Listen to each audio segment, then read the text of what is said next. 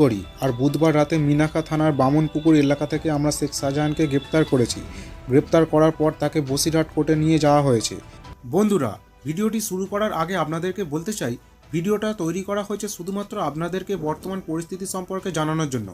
দয়া করে ভিডিওটা কেউ খারাপভাবে নেবেন না। আমরা তাকে পুলিশি হেফাজতে নেওয়ার জন্য আবেদন করব। শুনুন ঠিক কি বলেছেন তিনি। Which happened on 5th January 2024, where ED officers were assaulted during the course of a raid they were conducting in Najet police area. We have arrested Sheikh Shahjahan yesterday night from Minakha PS area. We have forwarded Sheikh Shahjahan to the Bashirhat court. He'll be placed before the magistrate. We'll ask for police remand. ইডির উপরে হামলার ঘটনার 56 দিনের মাথায় অবশেষে গ্রেপ্তার করা হয়েছে সন্দেশখালীর তৃণমূল নেতা শেখ শাহজাহানকে। তবে তার গ্রেপ্তার এত সহজে হয়নি। আর বাড়িতে ছিল, কিভাবে ছিল, কোথা থেকে অ্যারেস্ট, এটা তদন্তের বিচার্য বিষয়। আপনি জানেন, এটা আমরা এক্ষুনি রিভিল করব না। আমরা কোর্টকে জানিয়েছি। সেকশন তো 147, 148, 149 অনেক